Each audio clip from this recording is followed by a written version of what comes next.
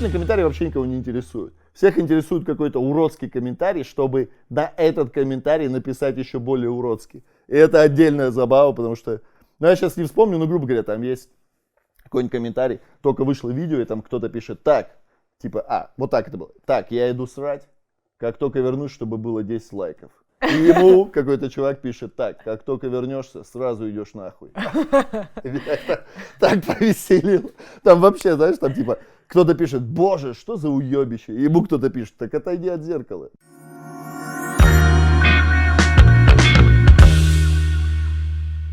Так, меня взбесил Дудь. Класс. Мне все нравится, что он делает, он большой молодец и так далее. Так. Он меня взбесил. Первый момент он меня взбесил вот этой своей вычурной грамотностью, когда он с деревянкой такой, надеть. Я уже не первый раз слышу, что ты говоришь, одеть, я решил тебя поправить, надеть. Это ладно, это бог с ним, это бог с ним. Второе, он меня взбесил. Мне просто, я имею в виду Дудь, характеризует себя как очень широких взглядов, такой тип, понимаешь, весь такой либерально подкованный, невероятно продвинутый. Но при этом у него уже в который раз текут слюни, когда они обсуждают кунилингус. Что? Я не спорю, слюни в кунилингусе помогают, но... Слушай, смотри, относительно одеть и надеть, это ерунда по сравнению с тем, что по-настоящему невоспитанно делать замечания взрослым людям. Ты берешь интервью у человека, ты хочешь его показать таким, какой он есть. Павел Деревянко вместо надеть говорит одеть. Конечно. Все. Конечно. Я вообще считаю, что замечания взрослым людям делать неприлично. Абсолютно верно. И с кунилингусом. Это что такое? Это что такое? Дудь. Но это я, честно говоря, не обращала внимания. Вот, потому что для тебя это нормально. А для меня это настолько нормально, что это меня уже бесит. Уважаемый Юрий Дудь, все делают кунилингус. Все. Это вообще не проблема. Вообще. А если кто-то не делает кунилингус, то это пока. Все делают кунилингус. То есть тебе кажется, что он это определяет как что-то супер продвинутое? Да, понимаешь, как это что-то такое, я делаю кунилингус. Да все его делают, все. Вот я уверен, все. А те, кто не делают, не знают жизни, блядь, на вкус. Понятно? Вот так вот. Юрий Дудь. Кошмар. И Шихман берет интервью у Бибуришвили, который говорит, да, я слал девушкам члены. И она такая, что? Члены? Да, меня тоже это удивило. Зачем? Мне никогда не слали члены. Все шлют члены, все. Все даже мне друг присылали фотки, пару членов, правда. понимаете? Даже мне. Я уважаю то, что вы делаете, Юра и Ира, да? Но перестаньте, я имею в виду обычные вещи в сексе выдавать за что-то действительно невероятно продвинутое, не? Да, я тоже удивилась, что она так этому смущалась, так удивлялась. Члены. А зачем отправлять? Зачем? Потому что у тебя есть член, его надо отправить. Правильно?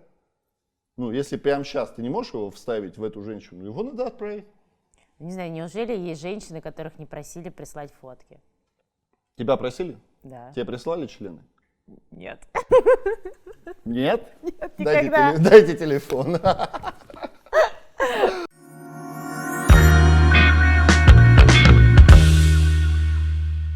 Так, очередной выпуск чужих писем, да? А для того, чтобы всегда знать, что мы еще думаем о блогерах на YouTube, ставьте колокольчик, подписывайтесь на наш канал. Как хорошо, что в нашем шоу для этого существует Ольга. Я бы это ни в жизни не смог сказать.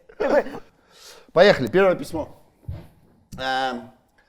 Здравствуйте, Руслану и Ольге. Наконец-то запомнили, как тебя зовут. Вопрос касается темы замужества. Мне 27, девушка не замужем, живу с молодым человеком. Мы оба комфортно себя чувствуем, не в браке. Никто ни от кого финансово не зависит. Детей не планируем, крупное имущество приобретать тоже, потому что хотим уехать в другую страну на ПМЖ в ближайшие лет 5. То есть, по сути, а нахрен нам брак? Но я в этом вопросе очень зависима от мнения окружающих. Иногда наслушаюсь от подруг и мудро-женственных психологов всякого, и в моей груди появляется чувство обиды. Мол, не берет, значит, недостаточно хороша, не нужна. Плюс боюсь просрать время хорошего здоровья для рождения детей.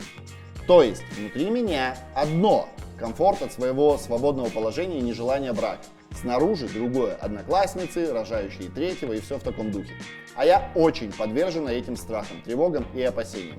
Эдакий конфликт, как избавиться от тревоги и смятения, я не знаю. При этом понимаю, что выйдя я замуж и роди сейчас детей, я буду глубоко несчастна. Не на это у меня сейчас в планах тратить время и другие ресурсы. Вопрос, собственно, в чем? Как успокоиться, принять свое нежелание выходить замуж и плодиться? Как не цепляться за вопросы подруг, ну а че он до сих пор тебя замуж не берет? Как послать всех нахрен, без тревоги и чувства вины за такой мой выбор? Вроде просто, но, блин, нет. Хэштег «Взрослая жизнь». Да. Слушай, ну круто. Ну, такое ощущение, знаешь, что начали за здравие, закончили за упокой. Это же, ну, моя любимая вот эта позиция, да? Любой посмотрит, такой: здравствуйте, я полностью свободна и решила жить для себя. Но, блин, так хочется семью, детей, и что мне делать? Да ничего, пей вино и живи для себя, господи. Как я, а? Снимай свое шоу на ютубе. Слушай, я не верю никогда в историю, что, знаешь, внутри я это все не хочу, а мир снаружи на меня давит. Безусловно, есть процент, когда на тебя давят снаружи. Особенно если это близкие люди, они могут просто в тебе вызывать чувство вины. Вот. Но мне кажется, что если тебя это внутри никак не задевает, то ты на это не реагируешь. Ну, то есть невозможно же на это бомбиться постоянно. А потом люди, когда видят, что ты расслабленный, у тебя все хорошо, они тебя особо и не достают. Это да. Поэтому это да. если она реагирует на то, что с ней что-то не так, что он ее замуж не берет, значит, она такая: я вообще замуж не хочу, но если бы он мне предложил, было бы прикольнее. Знаешь, если типа... он мне предложил, вот у меня свадебное платье. Ну или я бы отказала, знаешь. Но во всяком случае меня выбрали, мне предложили. Вообще мне кажется, что, учитывая в каком социуме мы выросли, у каждой женщины есть ощущение, что разок замуж надо сходить. Да, на самом деле, когда ты разок сходил, вот все мои подруги со мной солидарны, то ты потом вообще об этом не думаешь. Ну, то есть это как будто нужно как галочку поставить, знаешь, что ты можешь потом никогда не хотеть выйти замуж, потому что тебе это не надо. Но как будто раз это должно произойти с каждой женщиной, потому что как будто бы тебя не выбрали. То есть ее точно это заботит, то есть она точно бы не отказалась от предложения, возможно бы она отказалась. Но когда тебя предлагают, это, наверное, приятнее, особенно когда ты ни разу не был. Нет. А что касаемо детей, тут, учитывая, что она написала слово «плодиться», я прям вот верю, что она сейчас не хочет стать матерью, потому что без конца плодиться, но ей 27, у нее впереди кризис 30, а как мы с тобой знаем, мужчины переживают кризис самый тяжелый в 40, а женщины в 30. И это обусловлено гормональным фоном. И действительно то, что она говорит, что в 30, около 30, весь твой организм начинает тебе говорить: у нас последний шанс родить здорового ребенка, и хочешь ты не хочешь, это даже не столько... а так как она это чувствует внутри, то есть женщина так устроена, да, то, соответственно, она отзывается и на то, что ей говорят снаружи. А если у нее есть еще внутри протест, как у тебя, потому что если вы хотите, чтобы Руслан когда-то женился и нарожал детей, ведь огромное количество буквально следят за этим, перестаньте ему об этом говорить, говорите ему: Руслан, не надо жениться, и, пожалуйста, останься для нас примером. Никаких спиногрызов. Вот видите, не пройдет и несколько месяцев, это очень упорный человек. Из протеста он станет самым счастливым из вас. Да. Блин, я, кстати, рад в карантине, что я один. Ну, прикольно. За исключением того, что мне пришлось вспомнить, как убираться и гладить, то все остальное вообще прекрасно. Человек, который служил в армии, для него разве это может быть сложностью? Не, я уже давно этого не делал. Я и без армии достаточно щепетильно к этим вопросам относился. Я когда жил в Воронеже, там пылесосил каждый день, знаешь, у меня можно было в квартире операции делать, так что. Слушай, я ее понимаю, я с ней согласен, потому что даже я человек, который пропагандирует, условно, вот это счастье внутри себя, вне зависимости от того, один ты или с кем-то, или еще как-то, но я же не говорю, что я свободен от этого мнения. У меня также внутри происходит тяжелая борьба. Точно именно так же... потому, что у тебя внутри борьба, поэтому ты не свободен от мнения. Если у тебя внутри не было борьбы, тебе было бы безразлично. Конечно. Я имею в виду, люди как собаки, они же чувствуют, когда ты боишься или нет. Ты этого боишься, они такие: давай. Она как будто бы действительно хочет жить для себя, но внутри все равно остается женщиной, да? Я сейчас такой гендерный взгляд скажу, Ну, типа, да, Слушай, она хочет я замуж. же сама, да, говорю, да, она хочет, ну, то есть ее организм ей говорит о том, что нужно определяться. То есть, в целом, она еще не на пике, да, если ты говоришь, что кризис будет в 30 лет, то есть ей еще предстоит эта пиковая плюс-минус, ситуация. это же не так, что, знаешь, прям вот в аккурат, да, кто-то в аккурат попадает, кто-то чуть раньше, кто-то чуть позже, около 30. Но еще, знаешь, какой момент тут присутствует, то, что все-таки у нас еще общество устроено так, что вроде как до 30 ты должна эти вопросы решить, все-таки на Западе немножко уже... Да, попозже, Да, попозже, то есть с сместился, 30 только начинают думать об этом, да, а тут ей 27, а она уже не знает, какое ей решение принять, то ли там переехать за границу в ближайшие 5. Ну, тоже это звучит как прожект, да, а не как, в общем-то, какое-то выверенное решение, поэтому... Забавно, я, кстати, подумал, что в перспективе переехать, ну, за границу на ПМЖ есть у каждого человека вообще. Ну, все так или иначе, кто родился в России в последние там 30-40 лет, все-таки было бы, конечно, круто переехать отсюда, но, ну ладно, сейчас еще лет 5, и вот прям переедем. Не знаю, я так и не понял суть письма, типа, а что она хочет? Ну, типа, я хочу жить для себя, но при этом подруги меня напрягают. Ну, смени подруг, я не знаю, что. Нет? Ну, я думаю, что тут как раз, что я могу сказать, что, может быть, поговорить с самой собой и признать, что это те вопросы, которые она сама перед собой ставит. Потому что я говорю, и пока она думает, что ей все это не надо, а общество и близкие, и подруги ей навязывают, она будет в протесте. Она так и не разберется вообще, чего она хочет. А как в смысле с самим собой поговорить? Ну, я же говорю, что у меня есть ощущение, что эти вопросы болезненны для нее, но в том смысле, что она не понимает, как бы хочет она замуж или не хочет, она не понимает, хочет она детей или не хочет, то есть не злиться на весь белый свет, что тут... в этом ключе.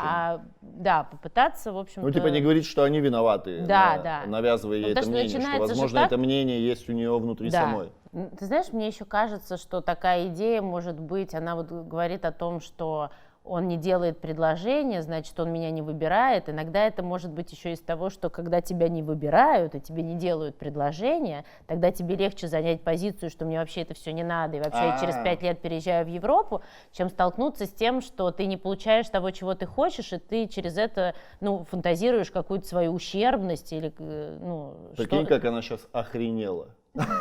Такая сидит, такая, в этом проблема.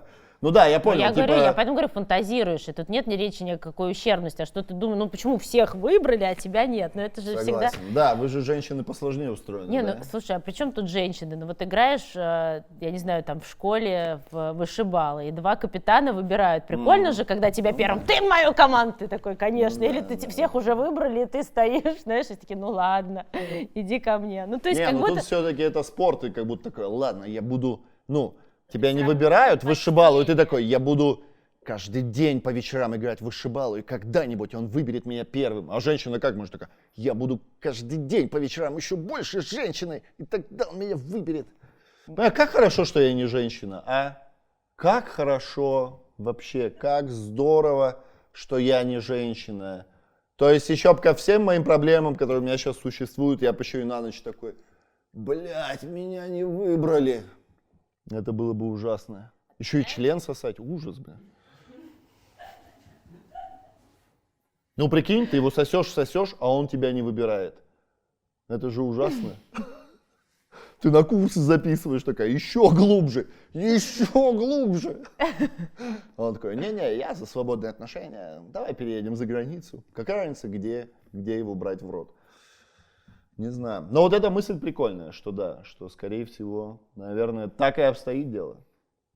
Ну, есть же такое, что ты не можешь получить желаемого, а потом ты в какой-то момент, да, мне вообще не надо все это. Да, вообще это понимаю, моя позиция конечно, будет. Ну, конечно. Че, я так в молодости, как сказать, легче переживал вот эти вот, когда девочка не тебя выбирала. Ты такой, да и вообще ты не нужна мне не нравится с волосами.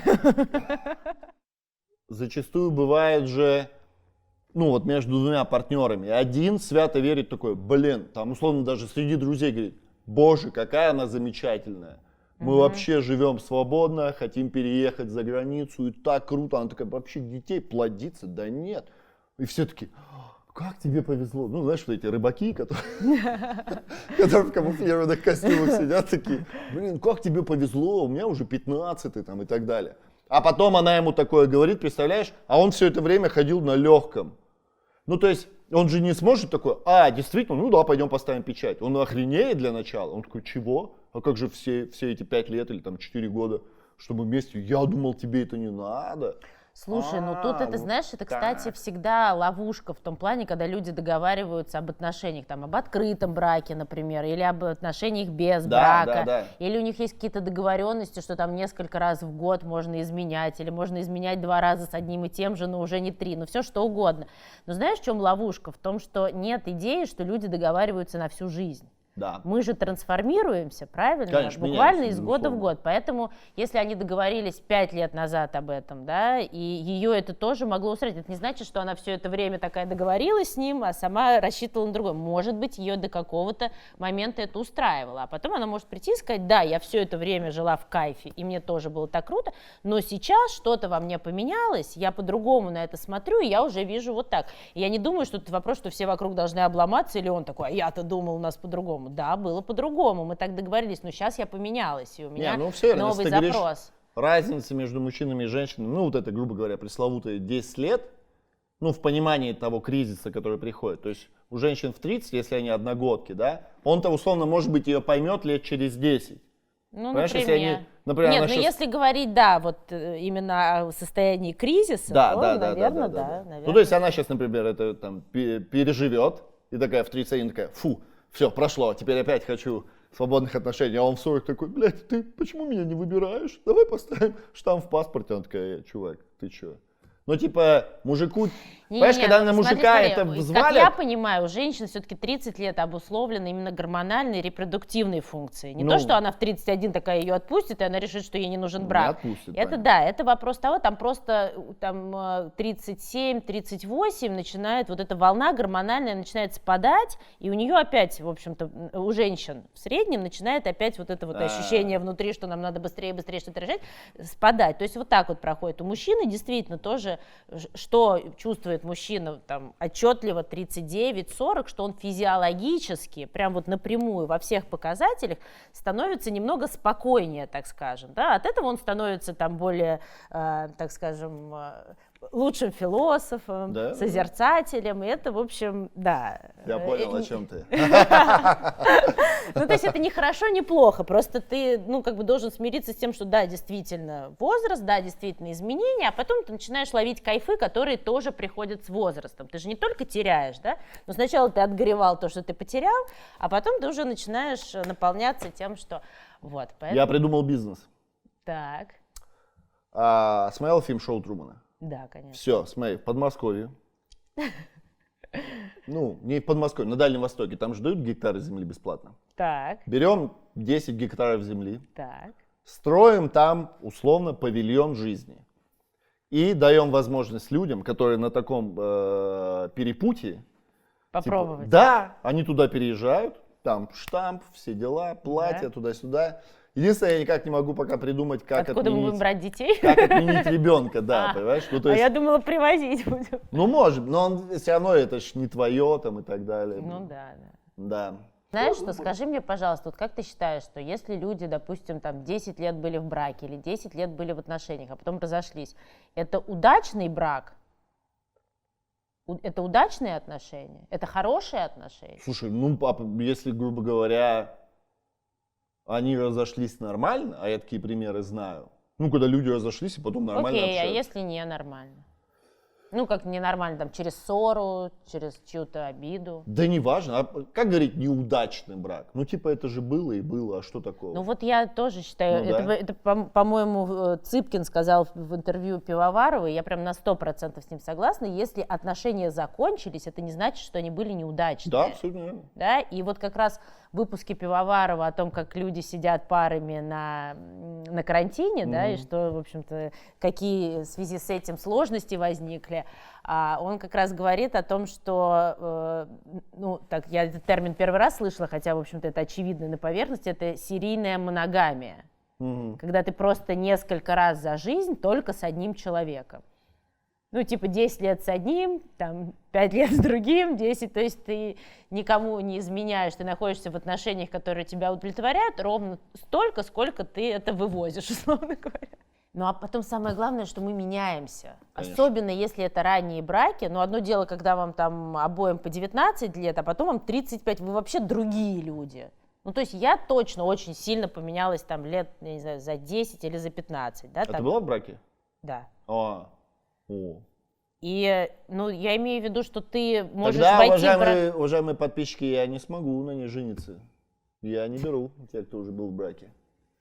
Ну что ж. Мне нужно девственное яблочко. Главное, чтобы люди были счастливы, потому что если, к сожалению, да, в долгосрочной перспективе не удается чувствовать себя классно со своим партнером, понятно, что разные этапы, да, понятно, что это все, и никто не без конца счастлив, и не без конфликтов, и не без каких-то сложных ситуаций, но если удается чувствовать себя счастливым и кайфовать с этим человеком больше, чем без него, то это действительно круто. Но если нет, то мне кажется, что вот эта серийная моногамия, это, в общем-то, вполне себе рабочая схема. Слушай, у нас в стране, мы президента никак не можем поменять, а ты говоришь... Партнера. Партнера, да.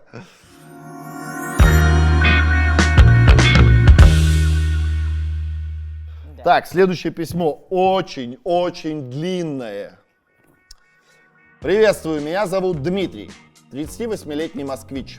Кризис среднего возраста я понимаю для себя как переоценка или оценка определенных наблюдений и переживаний в своей жизни.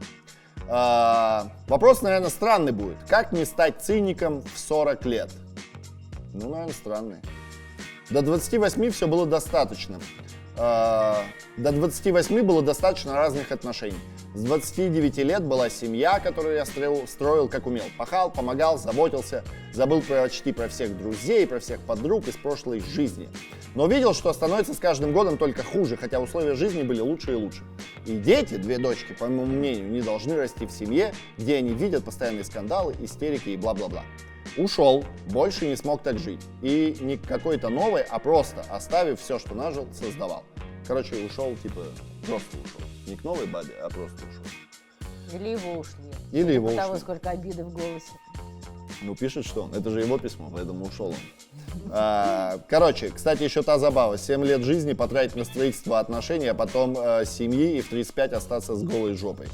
Вот 3 года как сам для себя. Разные девушки бывают, разные по длительности отношения. Но стал замечать, что с каждым разом циничнее стал относиться к разрывам. Вроде ой, хорошо, но может потому что сердце меньше стал вкладывать. Ёлки. Ушли эти мучения с пустотой в душе.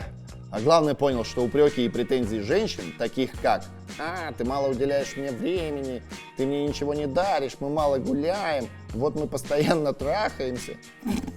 Что это за претензия такая?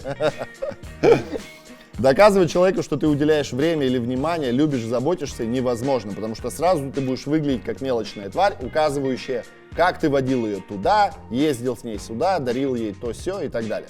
А момент чувств душевных и сердечных вообще не взвесить в граммах или килограммах, не перевести по курсу валют. Ну, какой-то книги пишет. Если человек не видит, ты можешь рассыпать горы алмазов, расстелить перед ней всю душу, построить дом, посадить дерево, вырастить сына, а потом окажется, что ты, тварь, не дарил ей полевых цветов, к примеру. Это я согласен, кстати, да. Ушли его в итоге? Не-не-не, что, ты что-то делаешь, как тебе кажется, очень важно и большое, а потом такой, я просто хотела ромашки. В итоге ты понимаешь, что идите в сраку со своими претензиями, я не мистер компромисс, потому что в итоге на компромисс идешь ты, а потом через время идешь лесом, но не один, а за руку со своим компромиссом. Собственно, я тоже человек, мне не 13 лет, чтобы отпрашиваться к друзьям и доказывать, что старинные боевые подруги, просто подруги, которых я видел последний раз вживую 100 лет назад и бла-бла-бла, бла-бла-бла. Короче, при первой же ссоре, что не с моей стороны начинается, желание продлевать сеанс уже все меньше и меньше. Продлевать сеанс — это продлевать отношения. Да. Ну, короче, вот такой. Я не понял, в чем вопрос, но тип вопрос просто... Вопрос же в самом начале. Как к 40 годам не стать циником? Ну, кстати, в чем-то я его понимаю. Я тоже сейчас. Но я не называю это циник. Мне кажется, на мой взгляд, это очень практичный взгляд на жизнь. Ну, это вопрос терминологии. Ну, Но типа я того. думаю, что он примерно то же самое имеет в виду. Ну и как к 40 годам не стать циником? У меня, во-первых, вопрос типа, почему? Ну, что плохого в цинизме? Да. Более того, мне кажется, цинизм удел достаточно, ну, что ли, умных людей. Нет такого ощущения? Ну, то есть... Ну, то есть имеешь ты в виду, цинично что смотришь ты на вещи, потому что ты их не понимаешь. хочешь второй раз наступать на одни и те же грабли? Не в этом дело. Ну, просто ты понимаешь жизнь. Ты цинично относишься к жизни, потому что ты понимаешь, как она устроена. Только из-за этого. Не? Ну, ты понимаешь, как твоя устроена. Ну да. Ну, типа вот так вот. Ну, то есть у меня вопрос к нему, во-первых, зачем ему быть таким хорошим, потому что он прям в жертвенной позиции. Для жены все делал, для семьи, ушел там сколько-то с голой жопой, и девушки для них он все старается, а потом выясняется, что она ромашек хотела. И вообще он уже стал таким циничным, потому что они все... там, я не знаю, меркантильный или, ну, в общем, у него там целый типа набор. непостоянный, да. Ну да, что он вроде как все, понимаешь, вот он типа подстраивается, он хочет быть хорошим, вот, а девушки, значит, оказываются все такими же суками, как его бывшая жена. Да. Он такой вывод не делал про бывшую жену. Не, ну тут очевидно много обиды, которые, в общем-то, то есть он вроде как попробовал, он создал семью, он все делал, а потом вот ушел один. То есть, получается, И вообще- по факту, чувак никогда не был самим собой, типа. Ну, как ты говоришь, если вот, а я и то, и все, Да, и это, да, и так далее. я уверена, что когда ты хочешь быть хорошим по какой-то причине, то ты не являешься самим собой, потому что ты всегда подстраиваешься. А вообще отношения, когда ты всегда подстраиваешься с другим человеком, удовлетворяющие, построить практически невозможно. Ну да. Ну, потому что что- ты ж не можешь, как мне кажется, ты Да. не можешь все время держать маску. Ты в какой-то момент Руслан, проявляешься. тут проблема не в маске, а проблема в том, что он не знает себя. Человек, который всю жизнь хочет быть хорошим и подстраиваться, чтобы потом вот писать 3 листа о том, как им нужны были ромашки, он не знает себя. Человек, который подстраивается, он слушает другого, как он рассуждает, да, и начинает вести себя соответствующим образом, чтобы быть идеальным партнером для него. Обычно эти люди, то есть если задать ему вопрос, а ты чего хочешь от отношений? Ты хочешь постели, или ты хочешь любовь до гроба, или ты хочешь совпасть с другим человеком? Ну да, прикольно. Я не думаю, что он знает ответы на эти вопросы, что он знает себя. А если ты не знаешь себя, то совпасть с другим человеком невозможно. Ты всегда будешь подстраиваться, ну, там... Понятно, и разочаровываться. Потому что, ну, все верно, да, его письмо сквозит. Я и то, и это, Да. и все, чего вам еще надо. Да, Ой, оказывается, да. ромашки были нужны. Тут же вопрос в том, что нужно осознавать свои желания, свои интересы, свои приоритеты, тогда ты можешь этим делиться. И дальше там наше нелюбимое слово «компромисс» уже имеет место быть. Но компромисс может строиться тогда, когда оба знают, что они хотят. Тогда вы можете договариваться. А если ты не знаешь, что ты хочешь, а ты такой сначала хороший, знаешь, а потом непонятно, чего ты хотел, это уже другая история. Блин, ну знаешь, вот... Но что значит не быть с первого дня отношений тем, кем ты являешься? То есть ты врешь в какой степени, что ты не такой, Ты какой лучше, ты есть? ты лучше. Нет, Ну, когда конечно, люди встречаются... Нет, ну смотри, когда тебе человек симпатичен, конечно, ты хочешь, у тебя и настроение лучше, Да, поэтому да, ты да, лучше, да, да. и ты, конечно, симпатичен человек, ты хочешь ему понравиться, поэтому ты делаешь какие-то, ты же не заставляешь себя, тебе приятно получать от него удовлетворяющую обратную связь, правильно? Да. Поэтому ты соответствующим образом себя ведешь. Но тут это Ну, ты вопрос пытаешься завоевать, поведенческий. это твой павлиний хвост. Ну, условно говоря, да, это поведенческий какой-то там паттерн, да, но это не значит, что ты в этот момент не являешься тем, кем ты являешься. Ты же не делаешь выводов, которые не кажутся тебе логичными, ты не говоришь о том, что у тебя там какие-то другие представления о жизни, что у тебя другие, ну, то есть... Делаешь. Например. Да. То есть в чем ты обманываешь человека? Ну, ты, наверное, себя обманываешь, не человека. Ты, например, встречаешься с кем-то и так далее, и там тебе кто-то проявил характер, ты такой, ну ладно, это разово, она же мне так нравится, я смогу это победить, я смогу с этим смириться. Но я имею в виду, ты не являешься тем, кем являешься, в том отношении, что ты в самом начале более отношений... лояльный. Да, ты более лоялен, ты такой, ну с этим я смирюсь. Но если ты не будешь в начале отношений, а твоя партнер не будет более лояльным в начале отношений, то вы вообще не сойдетесь. И никто не сойдется. Это лояльность, эти там пресловутые розовые очки, да, или вот это, ну и гормональный фон, который тоже располагает к определенному поведению, все это создано ради того, чтобы пары складывались. Все верно. А потом, когда это отходит на второй план, да, через 3 года гормональный фон сильно меняется, кто-то быстрее начинает, в общем, кайфовать от процесса этого, то дальше вы либо опираетесь на то, что между вами наработано за это время, то есть какие-то там ваши инсайды, какие-то вещи, которые прикалывают только вас, какая-то романтика, которая только между вами существовала. То есть уже какие-то общие вещи, которые нарабатываются на подушке вот этого гормонального всплеска и желания, ну то есть с партнером чувствовать себя классно, потом на этой подушке вы двигаетесь дальше. А нет такого, вот я сейчас понял, что... Ну, тип как будто сожалеет о том, что он просто стал менее романтичным. Но ты с течением жизни, естественно, что-то понимаешь. Как ты правильно говоришь, в 15 лет мы одни, в 20 другие, в 33, в 40 ты вообще другой человек. И ты как будто, это как знаешь, когда, раньше музыка была лучше. Ну, ты как будто хочешь то свое состояние вернуть, а ты такой, да нет.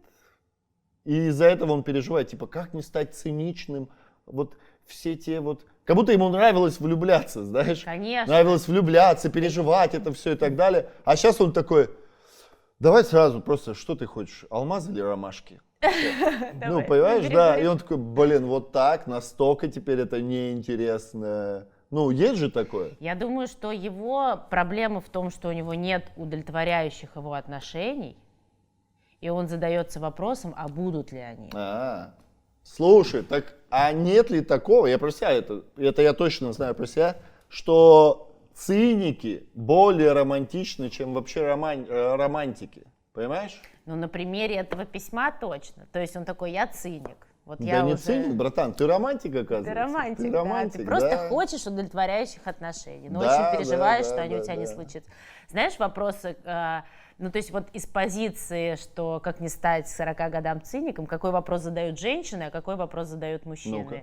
Женщины задают вопрос, а полюблю ли я? Ага. А мужчины задают вопрос, а полюбят ли меня? Ах вы суки. Просто так тут, возможно, он созерцает на тему того, что действительно, он же как мужчина, взрослеет и, соответственно, теряет ту былую удаль, да, и так далее, которой хватало в молодости. Тебе не надо было обладать каким-то кругозором или что-то. Ты просто был молод, из тебя этот эндорфин пер, и женщина такая, да хер с ним, пострижен плохо, ладно, дам ему. А тут он сейчас наверняка опрятный, весь такой классный. Да. А женщины, тем более, ты же с возрастом помоложе ходишь, они такие, что, 40 лет, да пошел ты в сраку. Я имею в виду, со мной такое тоже происходит. Да. Все, я понял, прикольно. И тогда, в общем, если, ты знаешь, как есть вопрос, а есть запрос, да, если переформулировать его запрос, то тогда мы можем ему сказать, что не надо быть таким хорошим, ты все равно никогда не подстроишься, если ты будешь все время пытаться, вот он говорит, как мне еще соответствовать ожиданиям женщин, чтобы меня наконец-то кто-то полюбил, да. А ему хочется сказать, что хорошим быть не надо, я не знаю почему, у меня могут только гипотезы, почему ему нужно быть хорошим, там может быть 1001, но вопрос в том, что нужно узнать, чего хочешь ты. Вот как он только ответит себе честный вопрос, чего он хочет, каких он отношений хочет, на что он готов, на что он не готов, да, в этих отношениях, то тогда большая вероятность, что встретится женщина, с которой он совпадет. Потому что я повторяю, что совпасть с другим можно только хорошо понимая про себя.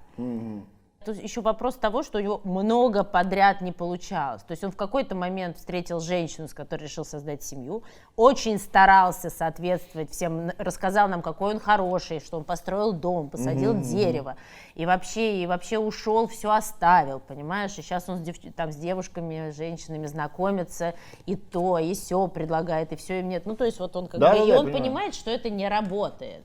То есть еще даже вопрос не столько возраста, сколько опыта. Он понял, что у него есть одна схема соответствовать ожиданиям, а она не работает. А нет такого, что может быть проблема в том, что он с каждой женщиной пытался построить отношения? Вообще с каждой. Вот, которая маломайски ему начала нравиться, он такой, все, вкладываюсь. Ну да, он же хороший. Да. Понимаешь? Ну, не исключено, кстати, что Ну, у него возможно, такой было просто посыл, дня да. 2-3 с ней потусоваться и такой, не-не, в тебя не буду вкладываться нахрен. Ну, типа, не мое. Ну Ну, да, это да, на энергетике да. можно почувствовать. А он как будто, когда действительно такой жертвенный, я с каждой попробую. Вот и с рыжей, и с брюнеткой, и вот с высокой, и с низкой, и с широкой, и с худой, и так далее. Мне кажется, мы отличный дали совет, что не надо подстраиваться. Да, это Что, точно. потому, нет, согласись, что на поверхности кажется, что если ты будешь подстраиваться, то вероятность, что тебя полюбят, гораздо выше. Ну, ты такой, типа, Ну, конечно, знаешь, как ну, послушный конечно, ну, ребенок, конечно, как будто ну, бы конечно. послушных больше любят, да? Что на самом деле не так. Ну, у тебя есть фантазия, что если ты не расстраиваешь, ты не говоришь то, что ей не понравится, да, ты не ведешь себя так, что она такая подумает, типа, серьезно. Ну, забавно, у нас когда был первый выпуск, я тебя слушал, я такой думал, о, прикольно, вот это надо запомнить, так надо делать, так надо запомнить, так. красиво. Ну, сейчас уже какой-то, я такой думаю, блядь, я ничего не запомню вообще, я забыл уже все, что я хотел запомнить. Ну, я в том плане, что так много каких-то прикольных мыслей, советов, может быть, или моделей поведения, или объясняющих каких-то вещей твоего поведения, что ты думаешь, круто. Знаешь, ну ты такой, я пару недель держался так в этом коридорчике, а теперь опять развалился во все стороны. Вот такие дела, братан, не знаю. Подожди до 50, может, ты напишешь нам письмо, как перестать быть романтиком. И вернуть то циничное отношение к жизни. Пожалуйста, Да. пожалуйста.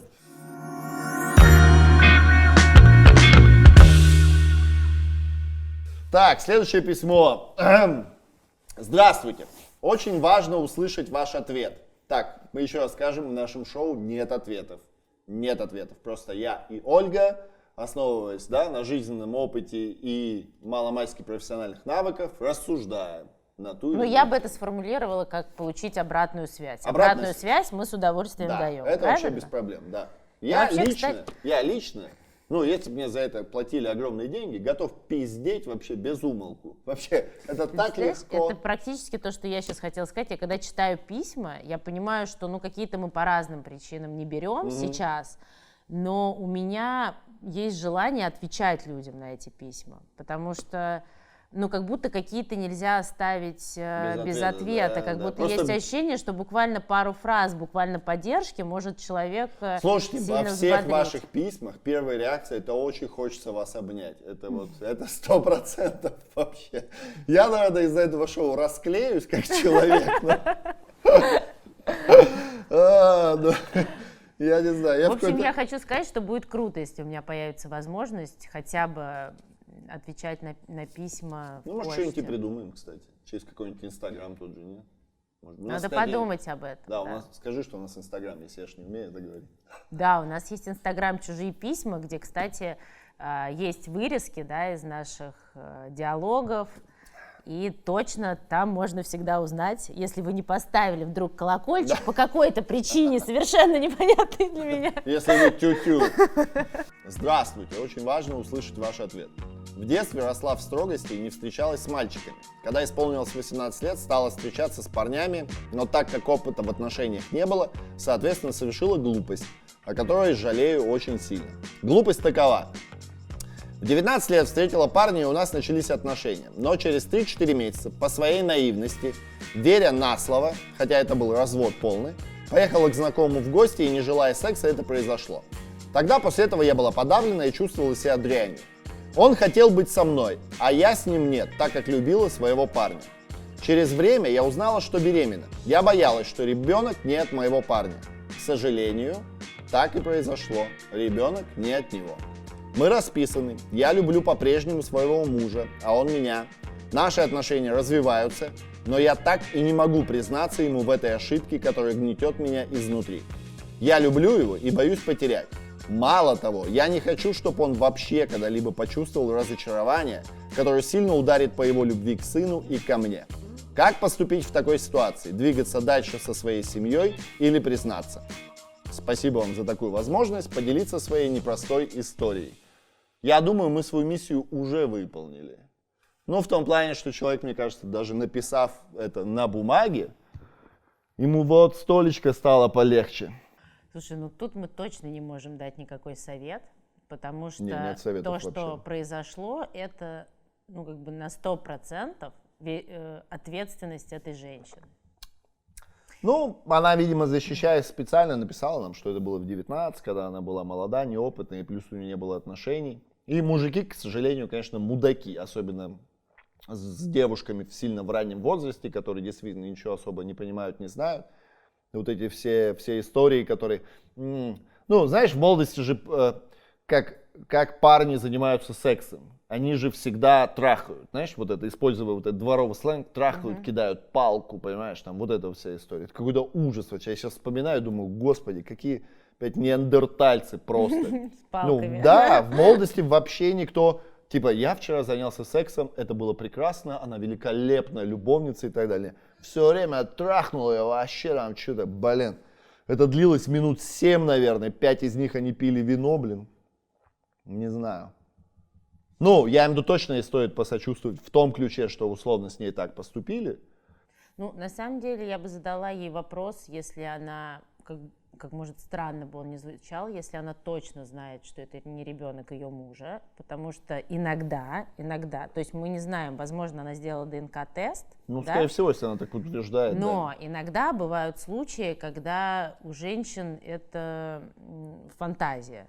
О том, что особенно, я не буду сейчас углубляться, это сложная такая тема, но особенно, когда они рожают мальчиков. То есть иногда у женщин есть ощущение, то есть они, родив мальчика, то есть она видит в этом ребенке лицо насильника этого, да, или же это может быть, ну то есть так как это очень сильная гормональная перемена у женщин, да. особенно с мальчиками, то есть это может быть как будто бы та фантазия, что она видит его черты, да, в нем, но это может быть и не так. Тут еще так это звучит, что как будто это произошло перед свадьбой. Я не знаю, он женился, когда она забеременела, или у них должна была быть свадьба, а когда люди, к сожалению, довольно распространено, ну, я не знаю, к сожалению, не к сожалению, просто когда перед тем, как соединиться, да, есть определенная тревога, и у партнеров может быть желание попробовать еще с кем-то. Напоследочек. Ну да, что-то вот такое, просто для того, чтобы скинуть тревогу.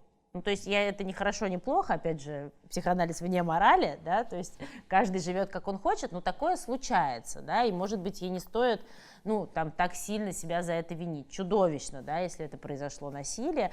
Возможно, ситуация была опять обусловлена тем, что женщины редко учат говорить «нет», когда «нет». Знаешь, из разряда, ну уже приехала, а что он скажет, а что тогда приехала, вроде как бы и не хотела, но уже как бы абсолютно вроде бы... верно, опять это общественное, да, опять это общественное. То есть важно понимать, что если нет, это нет и никогда не поздно. Можно уже, если ты лежишь голая в постели, сказать нет и уйти, если ты не хочешь, потому что на самом деле, особенно в подростковом возрасте, когда ты не уверен, тебе и так все неудобно, то может такое быть ощущение, ну ладно, уже есть как есть, знаешь, ну уже ввязалась в это, и это чудовищно, это нельзя чудовищно по отношению к себе. И я понимаю, что это настолько тяжело, что может возникнуть потребность поделиться с близкими людьми.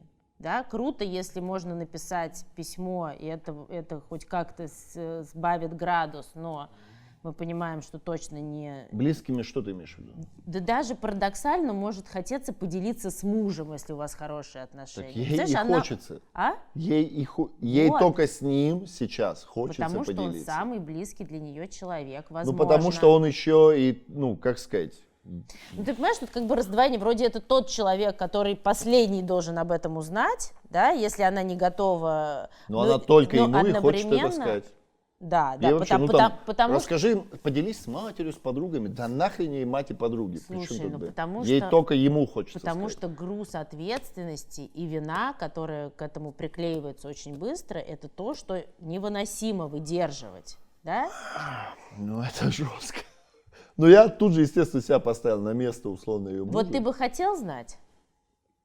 Мне легче сейчас говорить, ты же понимаешь, да? Мне сейчас в 1000 раз легче понятно, говорить, чем... что со стороны легче говорить. Ну, конечно, да. Я не знаю, разрушит это брак или там, да, если бы я был на месте, вот я буду там в браке, и мне когда-то скажут, если это там, ну, неважно, зато я узнаю правду, ну, в смысле, ну, конечно, да. Ну, а зачем тебе эта правда, чтобы что ты с ней будешь делать? Да хрен его знает, как будто так легче, ну, типа вот, зато я знаю правду, вот зато вот так. Зачем ты это письмо выбрала вообще, а? Мы могли его избежать. Что такое? Ну, мне сегодня Это жизнь. Домой ехать, я там на ночь буду лежать, думать что-то. Оно мне надо вообще? А ты думал, это просто? Да. Какой-то ящик Пандоры вообще, блин. Слушай, ну жестко, я не знаю. Еще раз, рассуждая в абсолютных величинах, ну, наверное, я бы сказал. Ну, ты же понимаешь, что этот груз ответственности свалится не только на мужа, но и на ребенка. Да. Ну, зато все будут жить в правде. И сразу. А у него только формируется идентичность. Он думал, что есть папа и мама, и все понятно. Да хрен знает. Я имею в виду, она хочет, типа, сложить в себя этот груз ответственности, и, типа, ей нравится. Слушай, ну люди часто рассказывают о измене именно потому, что не выдерживают да, груз тайны, да, вот этой ответственности, и их начинает гложить вина, и они такие уже была, не была, пусть уже... Не, ну я к тому, что ей нравится ее счастливая жизнь, в которой она сейчас пребывает, но у нее вот этот камень, который ее держит, и он, как бы тебе не нравилась эта счастливая жизнь, с каждым годом будет только ухудшать эту счастливую. Это не будет уже счастливой жизнью. Если ты нормальный, адекватный человек, ты с этим будешь жить, и каждый раз все будет хуже, хуже, хуже и хуже. Я сейчас ни к чему не подталкиваю, я рассуждаю просто, да? Мы рассматриваем и один из вариантов развития событий. Ты говоришь правду, чувак в ахуе, естественно, даже если он Иисус. Я думаю, Иисусу такое скажи, он такой, блядь, можно я денек подумаю? Как вообще с этим быть? Какую-нибудь заповедь, может, придумаю новую? Тут точно не знаю, тут точно мы не Смотри, можем говорят, вообще ни в что, какую... возможно, не надо говорить там, да, ужасный диагноз, да, в онкологии говорят. Да. Когда уже вообще ничего не сделать, Да. ну вот условно врачи понимают, там какой-то твой взрослый близкий сдает анализы, у меня так было с дядей, да, когда он сдал анализы, я отправил их в Израиль, и мне позвонила тетка и говорит, Руслан, к сожалению, из Израиля, из самого прогрессивного места по онкологии на земле сейчас. Он говорит, к сожалению, с этим уже ничего не надо, нельзя сделать. Поэтому в целом ты можешь ему сказать, и он сейчас начнет, остаток той маленькой жизни, которая осталась, жить в ужасном предвкушении, настроении, копать себя и так далее. Либо можешь ему не говорить, и, он все равно умрет, но хотя бы, я не знаю, не будет по этому поводу париться. Да? Его просто что-то убьет, он не будет об этом знать. Но это имеется в виду вообще, все, нет вариантов. Да. Здесь же нет такого, здесь же есть вариант. Еще впереди целая жизнь. Как будто говоришь правду, как будто в перспективе все-таки будет легче. Понимаешь, про что я говорю? Ну, ей точно. Да, в перспективе. А нужна ли это правда? Прямо сейчас будет плохо. Но это как операция. Тебе ее надо делать. Вот у меня колено, порвана связка. Вот я могу с ним существовать всю оставшуюся жизнь. Но я теперь медленнее хожу, понимаешь, я не прыгаю, я все время контролирую ногу. Меня это напрягает.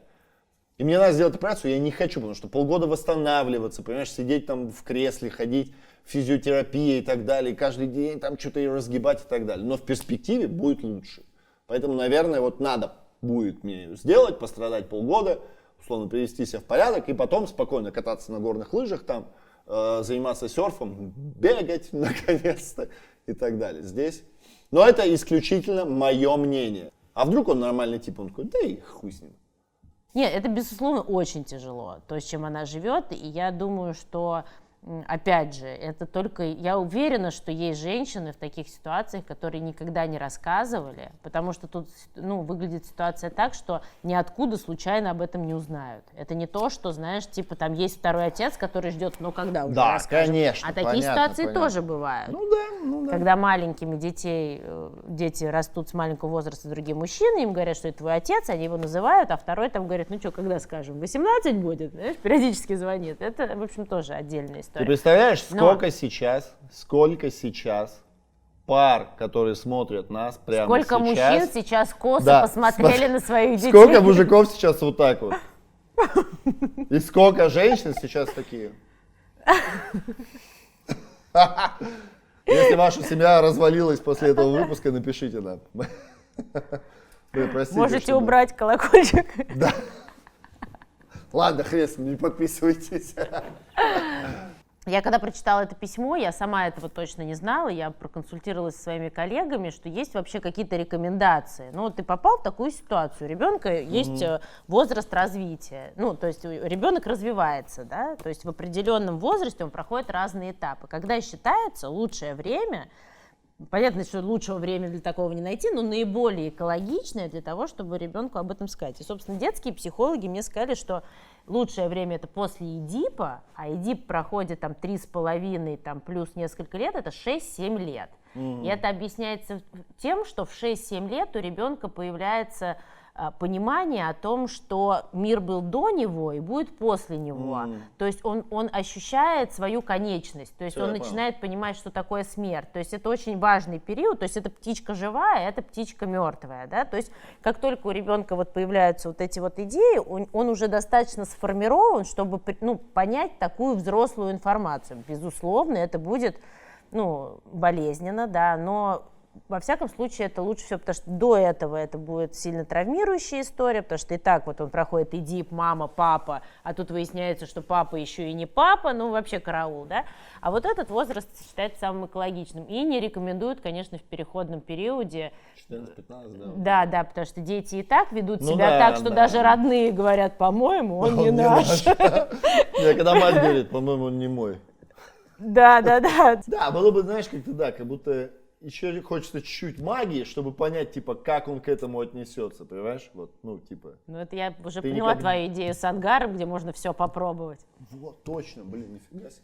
Да, можно же выяснить его психотип, понимаешь, собрать выборку, 1000 мужиков его психотипа, каждому рассказать. И потом просто процент. Нам надо 2 группы, знаешь. Да, конечно. То есть все, Нет, зачем? Все берешь, по правилам проведем. Да, 1000 человек сидела, каждому спрашиваешь, и у тебя там 75% вероятность, что он отнесется нормально.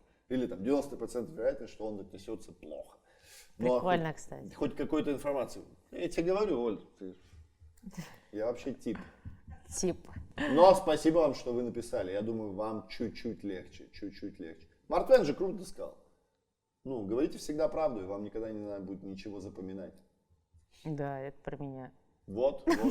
Блин, я знаешь, как круто для себя после 30 лет сделал этот вывод, что, действительно гораздо легче говорить правду, гораздо легче. То есть я не говорю еще про детство, в котором тотальное вранье, просто такое. Я еще на племянника смотрю, я такой, о, братан, ты еще даже хуже, чем я. Я был тотальным вруном, но он вообще просто, знаешь, когда человек в моменте врет, уже все, перед ним все доказательства разложили, он такой, так, в эту сторону еще не пиздел. Например, вот так вот.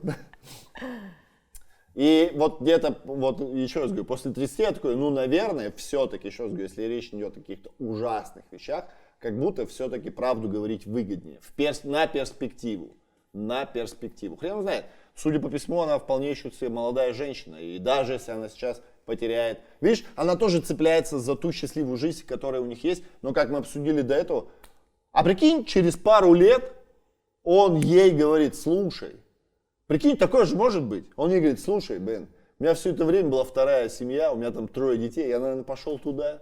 Мне как-то вообще пофигу и на тебя, и на него. Вообще пофигу. Так что я за то, чтобы сказать правду. Уже надо. Я имею в виду, если вы смотрите наше шоу, и вы написали письмо, значит, вы смотрите наше шоу. Значит, есть вероятность, что и он смотрит наше шоу. Значит, он, тоже увидит. Почему? Подожди. Полгода. Пусть он... я имею в виду, сейчас же каждый мужик, который в браке, у которого есть дети, посмотрев это письмо, точно неделю покрутит в себе что-то где-то и как. Конечно.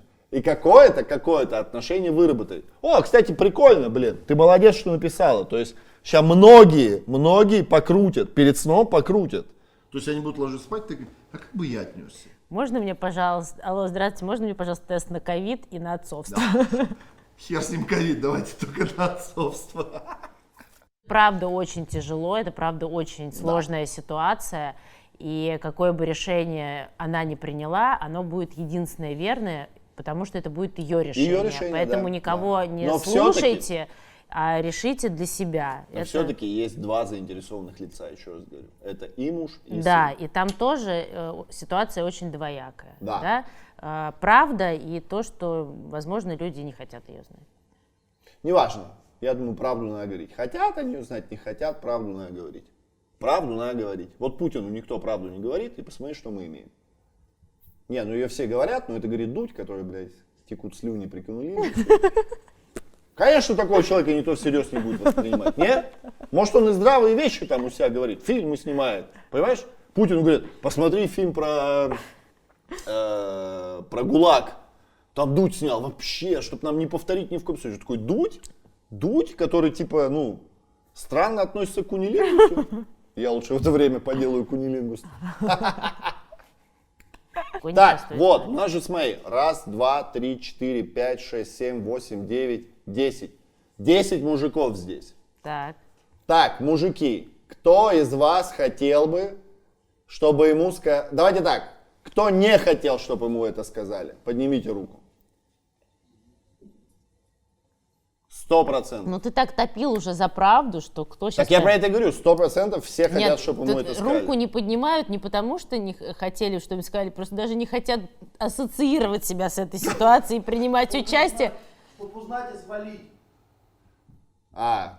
Леха говорит, я хочу узнать это и свалить.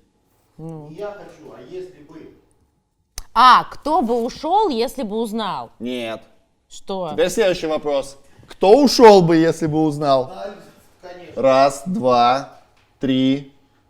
Но это опять же, это 4. 4. Это не выборка, это имеется в виду вы вообще не на процент в этой ситуации. Но на этой ноте мы оставим вас этим долгим вечером в размышлениях наедине с собой, либо на серьезном разговоре со своим партнером.